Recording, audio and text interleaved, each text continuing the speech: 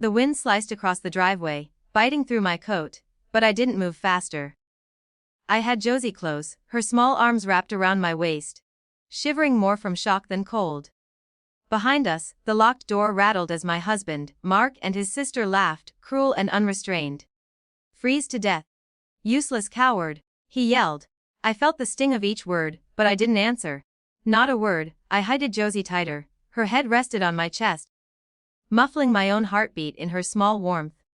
In that moment, leaving wasn't just an instinct, it was the only assertion of control I had.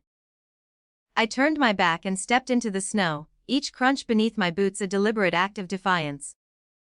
The memory of smaller betrayals flickered in my mind.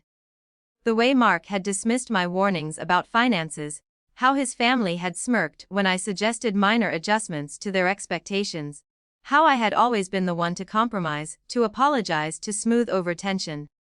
Each instance had been tiny, almost imperceptible, but together, they had built this moment, this realization that I could no longer rely on anyone I had once trusted. The storm enveloped us, but I wasn't afraid. The fear was buried under a calculated calm. Josie's small hand in mine reminded me of why I needed composure. Panic would have given them a spectacle. A spectacle would have given them power. I gave them silence instead. We walked for what felt like hours, though it was only until the first sign of shelter appeared, a small 24-hour diner, glowing like a promise in the frozen night. Inside, the warmth hit us like a wave, and I finally allowed a small exhale. Josie slid into the booth, brushing snowflakes from her hair, and I watched her eyes widen at the hot chocolate I ordered. Her safety was my quiet victory. The next 3 days passed slowly. I stayed in a modest inn, kept to routine with Josie, and let the world outside feel distant. Every message I ignored, every imagined confrontation I turned over in my mind, was a rehearsal of restraint. I realized something essential: power did not have to be loud. Authority could be asserted through absence, through the deliberate choice not to react in ways that had previously fed their egos. Then it happened. My phone buzzed, not once, not twice, but dozens of times. 47 messages in total, each one more frantic than the last. I didn't read them immediately. I sat with Josie, letting the magnitude sink in. The arrogance of the past had evaporated, replaced by decimated me. And now the imbalance was stark. I picked up the phone finally, just long enough to scroll through. "Please, we didn't mean that. Come back. We'll fix it. Josie needs her home. You're overreacting. Don't do this to her. We can talk. I'll make it right. Please." I felt a quiet satisfaction but no triumph. The storm, the cold, the cruelty, it had all led to this moment, a clear shift in dynamics. My absence had become authority. By walking away, I had forced acknowledgement of boundaries that had long been ignored. I didn't respond. Not yet.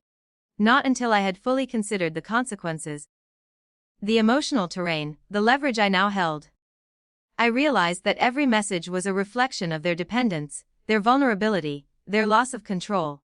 And in that realization, I understood a subtle truth: victory was not about humiliation or revenge. It was about agency, sitting there, Josie's small hand brushing mine as we shared silence over hot chocolate. I let the tension linger. The messages would continue to come, but I would decide if and when they deserved a response. My power lay in that choice alone. I remembered how Mark had mocked my caution, how his family had jeered at every attempt I made to assert myself. They had believed absence equated to weakness, that silence meant submission. And yet, here I was, fully present for my daughter, fully detached from their cruelty, quietly in control of the narrative. The snowstorm faded, but its echo remained. My phone buzzed again, a minor tremor in a world I had recalibrated. I looked at Josie, at the curve of her small smile, at the warmth she radiated despite the cold outside. This was the measure of my victory, not spectacle, not drama, not dominance, quiet authority. Undeniable in its impact, earned through careful choices and steadfast boundaries. I knew there would be more confrontations, more tests of patience and power. But the lesson was clear: betrayal could not touch us when we walked away intact.